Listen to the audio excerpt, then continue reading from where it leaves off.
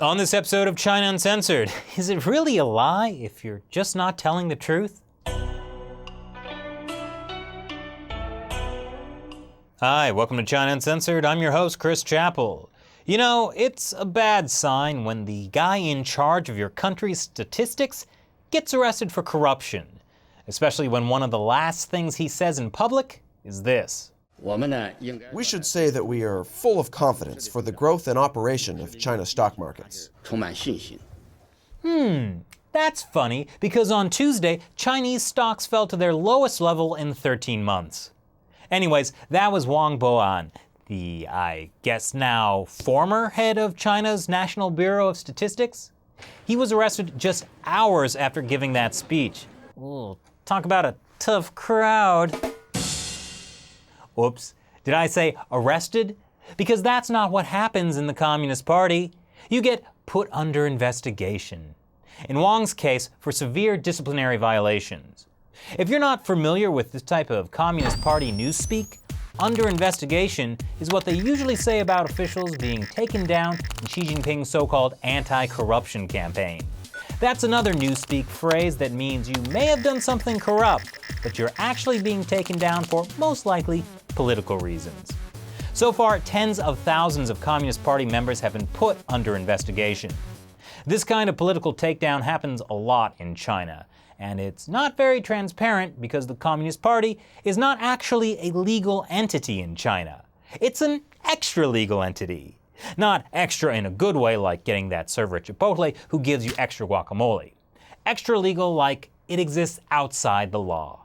So if a member of the Communist Party does something wrong, it's up to his communist comrades, not the court system, to find the best way to reform him.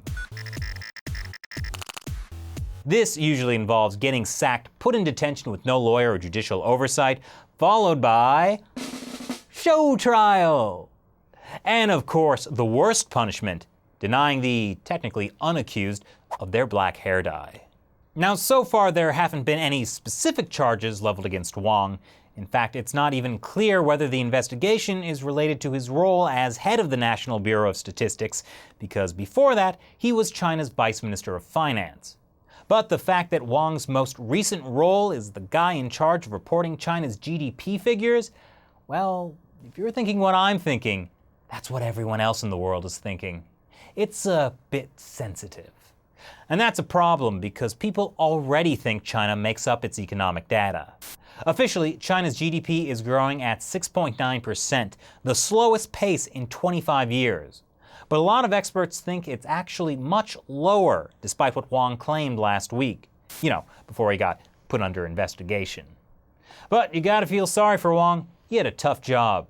Give the Communist Party frank, steely assessments of China's actual economic strengths and weaknesses, and then tell the public everything's fine. Of course, I suppose he didn't have to take the job. Anyway, what do you think that the investigation of Wang says about China's economy?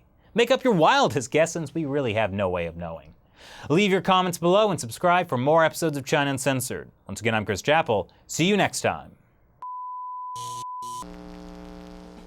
Some cooks believe adding ground poppy powder can get customers hooked on their food. Cooks?